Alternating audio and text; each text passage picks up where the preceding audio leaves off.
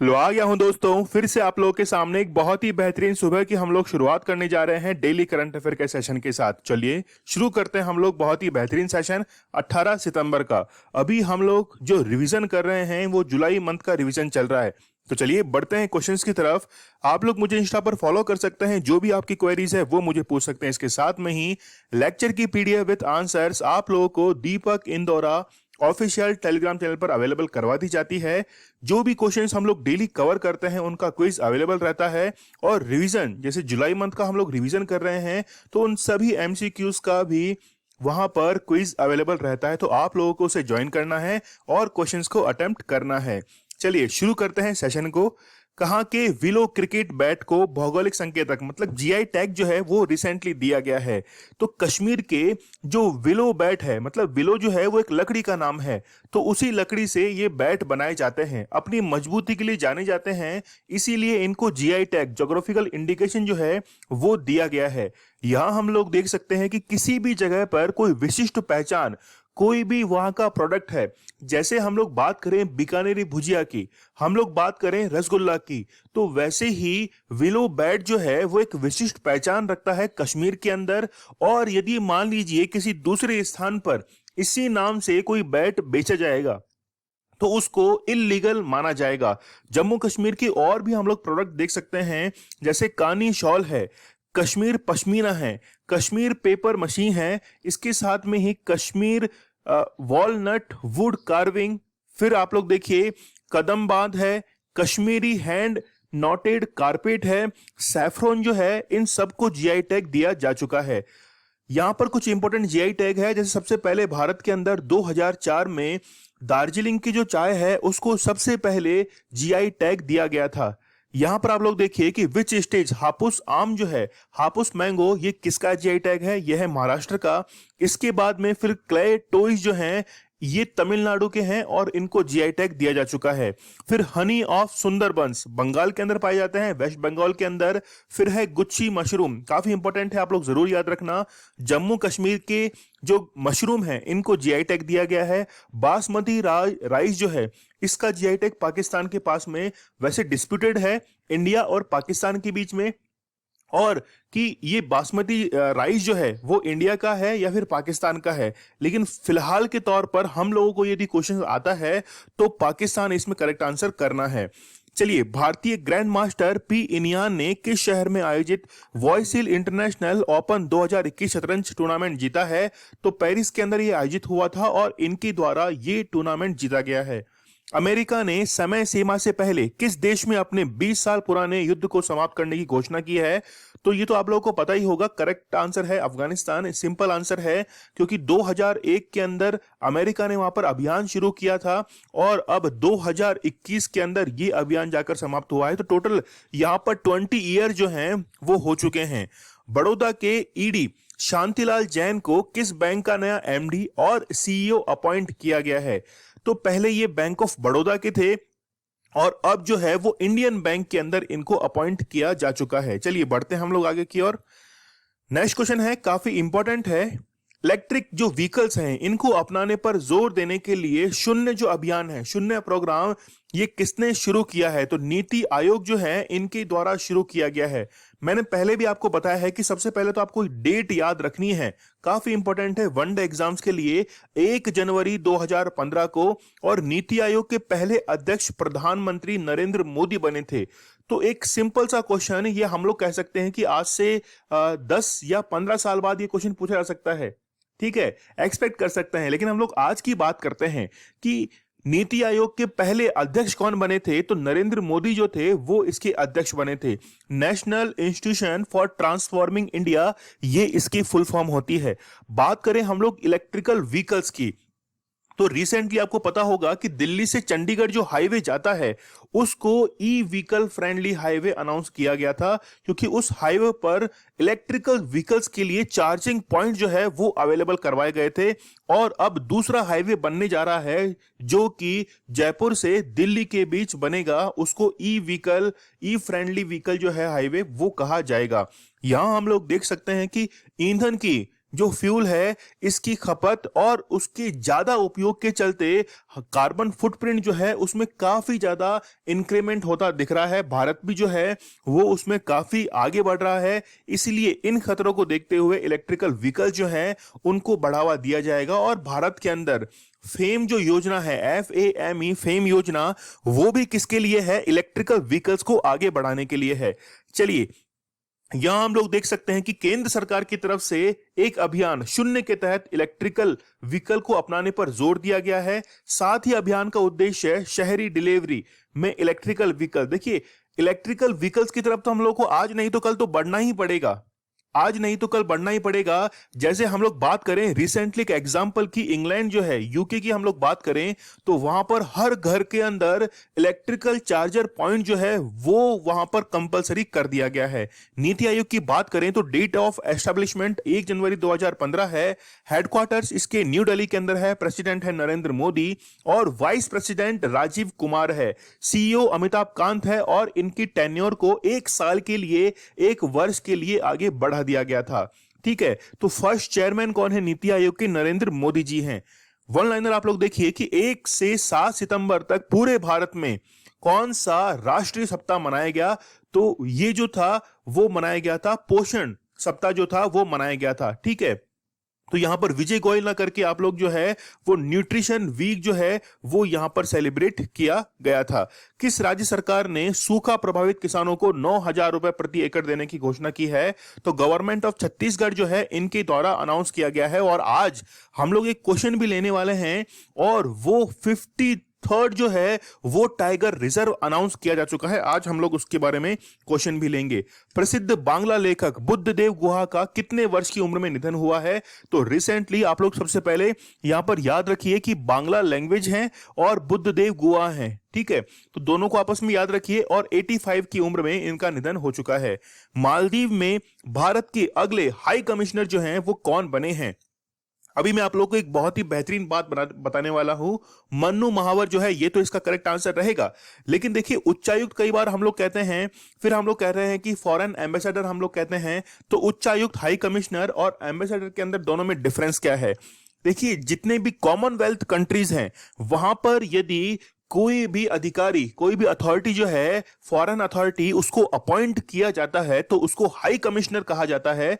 जबकि जो other countries है जो कि कॉमनवेल्थ की मेंबरिंग कंट्री नहीं है, ठीक है, तो वहां पर उसको एम्बेसडर कहा जाता है। अच्छा, कॉमनवेल्थ के अंदर कौन कौन सी कंट्रीज शामिल होती हैं? तो रिसेंटली आपको पता होगा कि मालदीव जो था वो कॉमनवेल्थ कंट्रीज का मेंबर कंट्री बना था। लेकिन कॉमनवेल्थ के अंदर वो कंट्री शामिल होती हैं जहां पर ब्रिटिश रूलिंग रही है।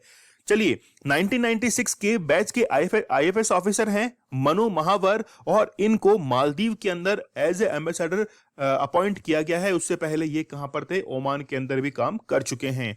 मालदीव्स की यदि हम लोग बात करें कहां पर है, ये है इंडियन ओशियन के अंदर, काफी स्ट्रेटेजिक लोकेशन पर मालदीव स्थित है। कैपिटल है माले, करेंसी है मालदीव रुपया। इसके साथ में ही प्रेसिडेंट है कौन? इब्राहिम मोहम्मद सोली। इंपोर्टेंट लगा लेना इसका, क्योंकि प्रेसिडेंट जो है वो पूछे जाते हैं। What is the name of the parliament of Maldives? तो मजलिस जो है वो इसको कहा जाता है। तो किस देश के अंदर पार्लियामेंट का नाम क्या है वो आप लोगों को जरूर से याद रखना है। चलिए, टॉप हम लोग अपॉइंटमेंट्स देख लेते हैं। Indian high commissioner to Britain, तो गायत्री इसार कुमार जो हैं इनको ब्रिटेन के अंदर अपॉइंट किया गया। तो वापस से यहां पर वर्ड जो है वो हाई कमिश्नर यूज आ रहा है।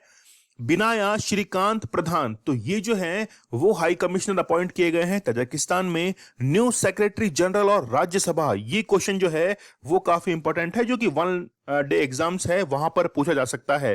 तो PP के रामाचुली जो है वो अपॉइंट किए गए हैं।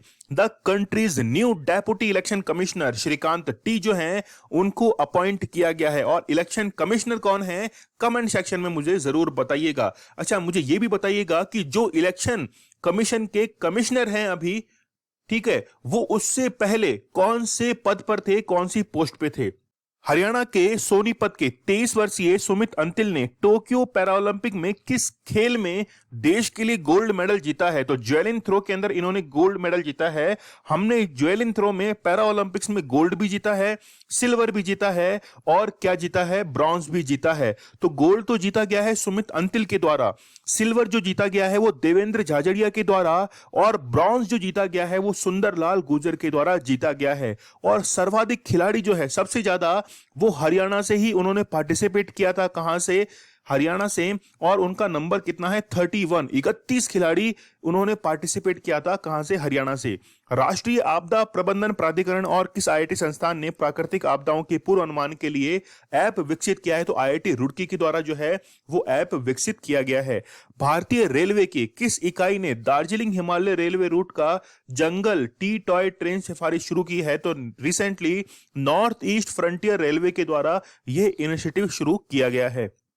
नेक्स्ट क्वेश्चन देखिए, इंपॉर्टेंट है। सड़क दुर्घटनाओं को कम करने के लिए आई रास्ते रोड सेफ्टी प्रोजेक्ट को किसने लॉन्च किया है? तो रिसेंटली आपको पता होगा कि नितिन गडकरी जो कि हमारे रोड एंड ट्रांसपोर्ट मिनिस्टर हैं उनके द्वारा ये अनाउंस किया गया, लॉन्च किया गया है। यहां पर आई का मींस है इंटेलिजेंस, ठीक है, और रास्ते की इसकी भी फुल फॉर्म है। तो यहां हम लोग देख सकते हैं कि आई रास्ते जो है stands for intelligent solution for road safety through technology and engineering, ठीक है। तो यहां पर आई रास्ते की फुल फॉर्म आप लोग जरूर याद रखना। आई का मींस तो आप लोग जरूर याद रखना, मतलब यहां पर आर्टिफिशियल इंटेलिजेंस जो है उसका यूज करते हुए जितने भी एक्सीडेंट्स हैं उनको क्या किया जाएगा? कम किया जाएगा। NIRF 2021 रैंकिंग में छठे संस्करण में कौन सा आईआईटी संस्थान इंजीनियरिंग श्रेणी में पहले स्थान पर रहा है? तो आईआईटी मद्रास जो है बहुत फेमस है। ये मान के चलिएगा कि कोई एग्जाम होता है और कोई आईआईटी चुनना है उसमें से, तो आप लोग यदि आंसर को अटेम्प्ट करना जरूरी है, क्वेश्चंस को अटेम्प्ट करना जरूरी है, तो फिर आईआईटी मद्रास जो है वो उसमें टिक कर सकते हैं। आगामी मेंस T20 वर्ल्ड कप के लिए किसको भारतीय टीम का मेंटर जो है वो चुना गया है? तो महेंद्र सिंह धोनी जो हैं इनको T20 वर्ल्ड कप के लिए जो कि UAE के अंदर आयोजित होने जा रहा है उसके लिए मेंटर चुना गया है। ओलंपिक गोल्ड मेडल विजेता नीरज चोपड़ा को किस लाइफ इंश्योरेंस कंपनी, तो देखिए नीरज चोपड़ा से रिलेटेड जो भी क्वेश्चंस है वो आप लोगों को कवर करने ही करने चाहिए। तो यहां पर टाटा AIG जो है इनके द्वारा एम्बेसडर अपॉइंट किया गया है। चलिए नेक्स्ट क्वेश्चन देखिए, CO2 कैप्चर करने के लिए भारत का पहला संयंत्र किस कंपनी ने चालू किया है? तो टाटा स्टील के द्वारा ये चालू किया गया है। देखिए टाटा से एक आप लोगों को प्रोजेक्ट जरूर याद रखना है, टाटा प्रोजेक्ट्स, ठीक है। टाटा प्रोजेक्ट जो है वो central Vista project, central Vista जो कि संसद भवन ये जितने भी हैं इनको निर्मित करने के लिए, सेंट्रल विस्टा प्रोजेक्ट को कंप्लीट करने के लिए टाटा प्रोजेक्ट जो है इनको ये पूरी जिम्मेदारी दी गई है, ठीक है। तो यहां पर CO2 को कैप्चर करने के लिए भारत का पहला प्लांट जो है वो टाटा स्टील के द्वारा यहां पर निर्मित किया गया है। तो यहां हम लोग देख सकते हैं कि टाटा स्टील ने जमशेदपुर के अंदर, जमशेदपुर में इस प्लांट की स्थापना की है। जो भी फर्नेस से CO2 एक्सेसिव CO2 निकलेगा वो उसको क्या कर देगा? अलग कर देगा। चलिए हम लोग यहां पर देख सकते हैं कि भारत के अंदर पहला क्या हुआ वो हम लोग को देखना है। देखिए अभी मैं बात ही कर रहा था कि आईआईटी मद्रास यदि कहीं पे आता है तो आप लोग एक बार के लिए उसमें रिस्क ले सकते हैं। तो फर्स्ट 3D प्रिंटेड हाउस जो है वो आईआईटी मद्रास के द्वारा निर्मित किया गया था। चलिए देखिए, ministry of railways has started the countries first oxygen express train जो है वो मुंबई से विशाखापट्टनम, काफी इंपॉर्टेंट है, आप लोग जरूर याद रखना। किसान रेल, जैसे पहली किसान रेल देवलाली से दानापुर चली थी, ठीक है, सोवी किसान रेल संगोला से शालीमार चली थी, वैसे ही ऑक्सीजन एक्सप्रेस जो है वो मुंबई से विशाखापट्टनम चलाई गई थी। Who has become the first Indian women to receive the wild innovator award? तो कृति कारनाथ जो है इनको ये अवार्ड दिया गया था। Assam has become the first state in India to adopt the online flood, ये क्वेश्चन आ भी चुका है रिसेंटली, ये क्वेश्चन जो है वो पूछा भी जा चुका है। Which has been the countries first electrical vehicle city? Kevadia, ठीक है, गुजरात के अंदर स्थित है केवड़िया। तो ये first electrical vehicle city announce की गई है। नेक्स्ट देखिए, केंद्रीय मंत्रिमंडल ने भू विज्ञान के क्षेत्र में सहयोग पर भारत और किस देश के बीच समझौता ज्ञापन को मंजूरी दी है? तो भारत और रशिया के बीच में मंजूरी दी गई है। वर्ष 2023 में G20 सम्मेलन की मेजबानी कौन सा देश करेगा? तो भारत के द्वारा इसकी मेजबानी जो है वो की जाएगी। ठीक है, चलिए नेक्स्ट देखिए भारत के पास में 2022 की मेजबानी थी, लेकिन 2022 की जो मेजबानी है वो इंडोनेशिया को दी गई और पैंडेमिक के चलते 2023 की जो मेजबानी है वो अब भारत को दी गई है, क्योंकि भारत 2022 में 75वीं वर्षगांठ मना रहा था अपनी आजादी के। किसने नई दिल्ली में राष्ट्रीय अल्पसंख्यक आयोग के अध्यक्ष के रूप में कार्यभार संभाला है? ये क्वेश्चन भी इंपॉर्टेंट है। सरदार इकबाल सिंह लालपुरा। देखिए वन लाइनर में कवर करता हूं तो शायद आप लोग को ये पसंद नहीं आता होगा कि सर वन लाइनर यहां पे क्यों लेते हैं, लेकिन जैसे ही वन लाइनर आप लोगों के सामने आता है तो आप लोगों को यहां पर उन आंसर्स को अच्छे से याद कर लेना है, मेमोराइज कर लेना है। एग्जाम में जरूर बेनिफिट मिलेगा याद करना, क्योंकि हम लोग हर सेशन के अंदर लगभग 70 से 80 क्वेश्चन जो हैं वो कवर कर लेते हैं। समझ पा रहे हो आप लोग? क्योंकि 10 क्वेश्चन हम लोगों ने करंट अफेयर के लिए, 10 क्वेश्चन हम लोगों ने लिए मंथली रिवीजन के, ठीक है, फिर 10 क्वेश्चन लिए हम लोगों ने डेली रिवीजन के, इसके साथ में ही 30 क्वेश्चन जो है वन लाइनर के हम लोग ले लेते हैं। ऐसे करते हुए लगभग हम लोग 100 क्वेश्चंस के आसपास में पहुंच जाते हैं डेली। ठीक है, चलिए कर्नाटक सरकार ने किस जिले में एक मसाला पार्क स्थापित करने का निर्णय लिया है? तो यहां पर सी जो है चिकमंगलुरु, ये इसका करेक्ट आंसर रहेगा। ठीक है, चिकमंगलुरु कहां पर स्थित है? कर्नाटक के अंदर स्थित है और यहीं पे ही स्पाइस पार्क जो है वो निर्मित किया जाएगा और कर्नाटक गवर्नमेंट के द्वारा ये अनाउंस किया गया है, जो कि 10 एकड़ के अंदर इसको निर्मित किया जाएगा। कर्नाटक की हम लोग बात करें, कैपिटल है बेंगलुरु, चीफ मिनिस्टर हैं बसवराज बोम्मई, इसके साथ में थावरचंद गहलोत न्यू अपॉइंटमेंट है गवर्नर की। हेडक्वार्टर जो है इंडिया स्पेस एजेंसी का, इसरो का, तो वो बेंगलुरु के अंदर ही है। फिर इसके साथ में चीफ जस्टिस है कर्नाटक के अभय श्रीनिवास ओका जो है वो यहाँ के चीफ जस्टिस है। 28 लोकसभा सीट है, राज्यसभा सीट 12 है और असेंबली सीट जो है वो 224 है। चलिए 6 नेबरिंग स्टेट्स जो हैं, महाराष्ट्र है, गोवा है, केरला है, तमिलनाडु है, आंध्र प्रदेश है, तेलंगाना है। मेजर डैम जो है, देखिए जिस स्टूडेंट की अच्छी तैयारी है, जैसे ही यहाँ पे स्टेट्स बताए जा रहे हैं वैसे ही आप लोगों के दिमाग में वो मैप आ जाना चाहिए कर्नाटक का। नेक्स्ट देखिए डैम्स की बात है, कृष्णा राजा सागर डैम जो है वो कावेरी नदी के ऊपर स्थित है। कावेरी नदी पर स्थित है कौन सा? कृष्णा राजा सागर डैम। तुंगभद्रा डैम जो है वो तुंगभद्रा रिवर के ऊपर स्थित है। सूपा डैम जो है वो काली रिवर के ऊपर स्थित है। फिर जलमातो डैम जो है वो कृष्णा रिवर के ऊपर स्थित है। इसके साथ में कावेरी रिवर के ऊपर हेमवती डैम भी स्थित है। नेशनल पार्क हमेशा एग्जाम में पूछे जाते हैं, अभी भी पूछे गए। नेक्स्ट वन लाइनर आप लोग देखिए, बेबी रानी मौर्य के इस्तीफे के बाद गुरमीत सिंह को किस राज्य का राज्यपाल अपॉइंट किया गया है? तो उत्तराखंड का इनको राज्यपाल गवर्नर अपॉइंट किया गया है। भारत सरकार और एडीबी ने किस राज्य में ग्रामीण संपर्क का विस्तार करने के लिए $300 मिलियन के ऋण को मंजूरी दी है? तो महाराष्ट्र गवर्नमेंट के साथ में ये हस्ताक्षर किए गए हैं। डेनमार्क और तमिलनाडु ने किस खाड़ी में एक ऊर्जा द्वीप बनाने की योजना बनाई है? तो वो है गल्फ ऑफ मन्नार। प्रधानमंत्री नरेंद्र मोदी ने लोकसभा टीवी और राज्यसभा टीवी को मर्ज कर दिया है, तो नया चैनल जो है वो पार्लियामेंट टीवी, संसद टीवी लॉन्च किया गया है। और आप लोग को पता होगा कि सबसे पहले इसकी जो हेड हैं वो रवि कपूर को अपॉइंट किया जा चुका है, लेकिन ये अभी की बात नहीं है, ये तो बहुत पहले की बात है। लेकिन अभी ऑफिशियली इसको क्या कर दिया गया है? इसको लॉन्च कर दिया गया है। तो रवि कुमार जो है, रवि कपूर, ये इनको यहां पर हेड अपॉइंट किया गया है। तो संसद टीवी के अंदर होगा क्या कि राज्यसभा और लोकसभा के जितने भी प्रोग्राम थे उनको एक साथ जो है वो वहां पर दिखाया जाएगा, मतलब दोनों को एक साथ मर्ज कर दिया गया है। इससे क्या होगा कि जितना भी एक्स्ट्रा फाइनेंस जो है उसमें कमी आएगी। चलिए बढ़ते हम लोग आगे।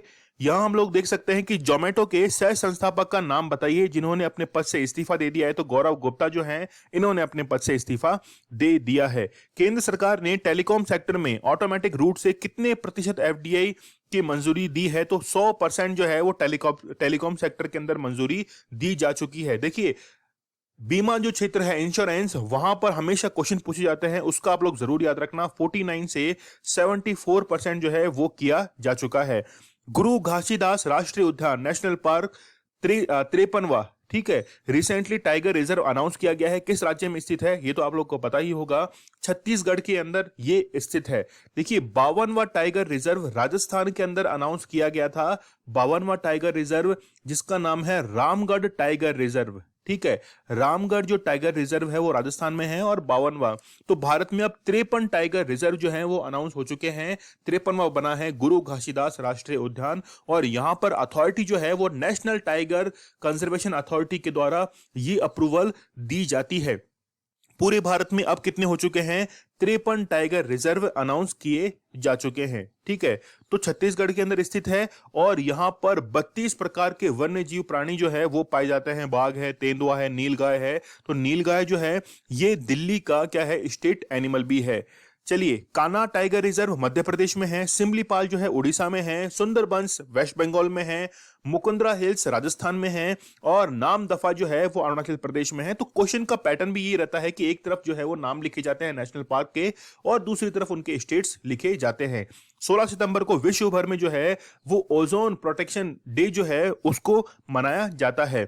केंद्र सरकार ने किस देश कितने राज्यों को बाजार से 15,721 करोड़ रुपए का अतिरिक्त फंड उधार देने की अनुमति दी है? तो 11 स्टेट जो है यहां पर एक्स्ट्रा फंड जो है वो यहां पर किया जाएगा। ठीक है, चलिए, राष्ट्रीय अपराध रिकॉर्ड ब्यूरो मतलब नेशनल क्राइम रिकॉर्ड ब्यूरो जो है इसके अनुसार पर्यावरण अपराधों में कितने प्रतिशत की वृद्धि जो है वो दर्ज की गई है? 78%।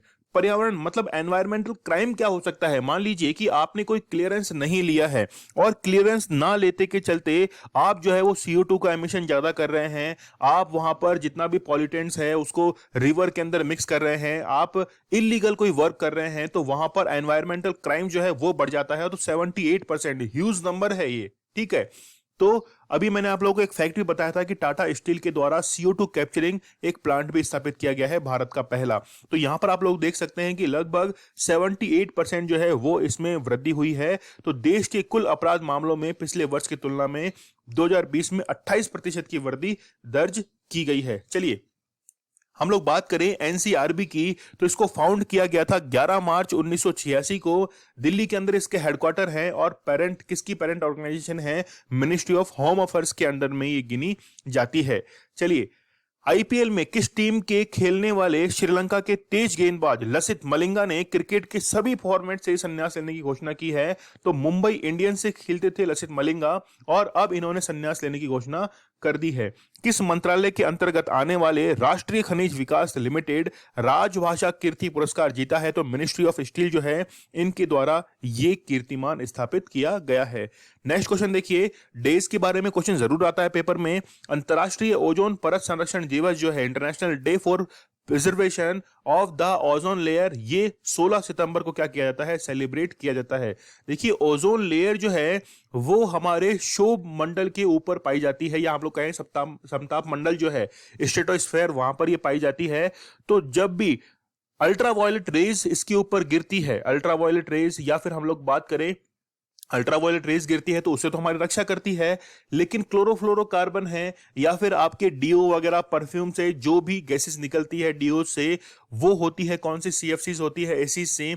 वो क्या करती है कि ओजोन जो गैस है इसमें जो क्लोरीन के अणु हैं, जो क्लोरीन है वो इसके साथ में क्रिया करते हैं ओजोन के साथ में, और ऑक्सीजन के जो अणु हैं इनको अलग अलग ये तोड़ देते हैं, जिससे क्या होता है कि ओजोन जो लेयर है वो वहां से डिप्लाइड हो जाती है, काफी ज्यादा बारीक हो जाती है, और जो पराबैंगनी किरणें हैं, अल्ट्रावायलेट जो किरणें हैं, वो धरती के ऊपर प्रवेश कर जाती हैं।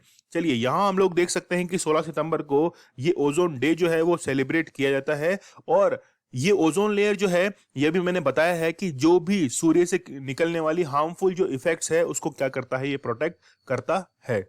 ठीक है, चलिए, ये बातें मैं आप लोगों को बता चुका हूं। इसका उद्देश्य क्या होता है? उद्देश्य आप लोग देख सकते हैं कि हार्मफुल जो अल्ट्रावायलेट रेज हैं उनसे हमारी रक्षा करता है। इंपॉर्टेंट डेज जरूर पूछे जाते हैं एग्जाम में। नेशनल वाइल्ड लाइफ डे जो है वो 4 सितंबर को सेलिब्रेट किया जाता है। इंटरनेशनल लिटरेसी डे 8 सितंबर को, हिमालय डे 9 सितंबर को, वर्ल्ड सुसाइड प्रिवेंशन डे जो है वो 10 सितंबर को क्या किया जाता है? मनाया जाता है। चलिए वन लाइनर आप लोग देखिए, भारतीय भूवैज्ञानिक सर्वेक्षण की टीम ने किस राज्य में हाई बॉर्डॉन शार्क की नई प्रजाति की खोज की है? तो राजस्थान जो है वो सुन के थोड़ा सा आपको अटपटा जरूर लग रहा होगा, लेकिन राजस्थान जो है ये इसका करेक्ट आंसर है। किस राज्य सरकार ने राज्य को भारत का बाजरा केंद्र बनाने के उद्देश्य से बाजरा मिशन लॉन्च किया है? तो छत्तीसगढ़ के द्वारा ये बाजरा मिशन लॉन्च किया गया है। और 2023 जो है वो मिलेट मिशन मतलब बाजरा दिवस जो है वो बाजरा वर्ष जो है वो भी अनाउंस किया गया है यूएन के द्वारा। जुलाई के हम लोग करंट अफेयर को रिवाइज कर लेते हैं। दुनिया की पहली डीएनए आधारित और भारत की दूसरी स्वदेशी वैक्सीन जो है वो ज़ाइकोव डी है। किस राज्य में पहला कोविड वॉरियर स्मारक बनाने का निर्णय किया गया है? तो यहां पर कर्नाटक जो है ये इसका करेक्ट आंसर रहेगा। झांसी रेलवे स्टेशन का नाम बदलकर महारानी लक्ष्मीबाई रेलवे स्टेशन कर दिया गया है।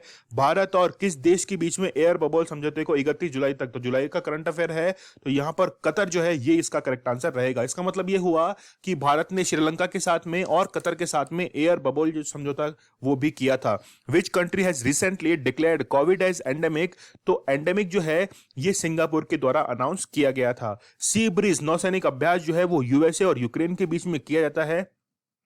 सीबीएसई और एनपीसीआई ने किस कक्षा के छात्रों के लिए वित्तीय साक्षरता पाठ्यक्रम शुरू करने का निर्णय लिया है? तो वो है क्लास 6। अंकटाड और डब्ल्यूटीओ ने पर्यटन पर यूएनडब्ल्यूटीओ ने पर्यटन पर संयुक्त रिपोर्ट जारी की है। इनके अनुसार 2019 के मुकाबले 2020 में अंतर्राष्ट्रीय पर्यटन में कितने प्रतिशत की गिरावट आई है? तो लगभग 73% जो है ये गिरावट दर्ज की गई है। कृष्णा नदी के जल बंटवारे को लेकर काफी इंपॉर्टेंट क्वेश्चन है, आपको पता होगा रिसेंटली तेलंगाना और आंध्र प्रदेश के बीच में कृष्णा नदी के जल बंटवारे को लेकर विवाद छिड़ गया था। टोक्यो ओलंपिक के लिए क्वालिफाई करने वाली पहली महिला तैराक जो है वो माना पटेल बनी है। ठीक है, आप लोग मुझे कमेंट सेक्शन में ये बताइएगा कि भवानी देवी जो है इनका संबंध कौन से खेल से है। ठीक है, भवानी देवी का संबंध कौन से खेल से है और इनका स्टेट भी मुझे जरूर बताइएगा, मैंने कल भी आप लोगों को बताया था। 17 सितंबर के हम लोग करंट अफेयर को रिवाइज कर लेते हैं। ड्राई राशन योजना जो है किस राज्य सरकार के द्वारा शुरू की गई है? तो यहां पर उड़ीसा सरकार के द्वारा यह शुरू की गई है। अंतर्राष्ट्रीय लोकतंत्र दिवस जो है वो कब मनाया जाता है? वो मनाया जाता है 15 सितंबर को। स्वामी ब्रह्मानंद पुरस्कार 2021 से किसे सम्मानित किया गया है? तो आनंद कुमार को सम्मानित किया जा चुका है। दिल्ली के कश्मीरी गेट मेट्रो स्टेशन पर भारत की पहली फास्टैग आधारित मेट्रो पार्किंग सुविधा जो शुरू की गई है वो पेटीएम पेमेंट बैंक के द्वारा शुरू की गई है। अंतर्राष्ट्रीय ओलंपिक समिति ने किस देश को 2022 शीतकालीन ओलंपिक से निलंबित कर दिया है? तो वो है नॉर्थ कोरिया। किस शिक्षा बोर्ड को यूनेस्को साक्षरता पुरस्कार दिया गया है? तो वो है national institute of open schooling. किस आईआईटी संस्थान ने प्रोजेक्ट उड़ान को लॉन्च किया है? तो आईआईटी बॉम्बे के द्वारा लॉन्च किया गया है। नेक्स्ट देखिए आप लोग, तमिलनाडु सरकार ने सरकारी नौकरियों में महिलाओं के आरक्षण को 30% से बढ़ाकर 40% कर दिया है। The prime minister of India Narendra Modi has lead the foundation stone of Raja Mahendra Pratap Singh state university. तो अलीगढ़ के अंदर ये माइलस्टोन जो है वो स्थापित किया जा चुका है। किसे गांधी स्मृति एवं दर्शन समिति का नया उपाध्यक्ष अपॉइंट किया गया है? तो यहां पर करेक्ट आंसर रहेगा विजय गोयल। चलिए, ये 17 सितंबर का आप लोगों का स्टडी ग्लोज क्वेश्चन था कि आंगनवाड़ी बच्चों को यूनिफॉर्म देने वाला देश का पहला राज्य जो है वो कौन सा बन चुका है? गुजरात जो है वो पहला राज्य बन चुका है। आज आप लोगों के लिए स्टडी ग्लोज क्वेश्चन है, इंपॉर्टेंट भी है, हो सकता है कि आपको लेक्चर में ही इसका आंसर जो है वो मिल चुका होगा। G20 के विदेश मंत्रियों की बैठक कहां आयोजित की गई है? इस क्वेश्चन का आंसर मुझे कमेंट सेक्शन में देना मत भूलिएगा। आप लोग मुझे इंस्टा पर फॉलो कर सकते हैं। लेक्चर की पीडीएफ आप लोगों को दीपक इंदौरा ऑफिशियल टेलीग्राम चैनल पर उपलब्ध करा दी जाती है। इसके साथ में जो भी क्वेश्चंस हम लोग कवर करते हैं उनका क्विज अवेलेबल रहता है टेलीग्राम चैनल के ऊपर, और इसके साथ में ही जुलाई मंथ के करंट अफेयर भी वहां पर अपलोड कर दिए जाते हैं।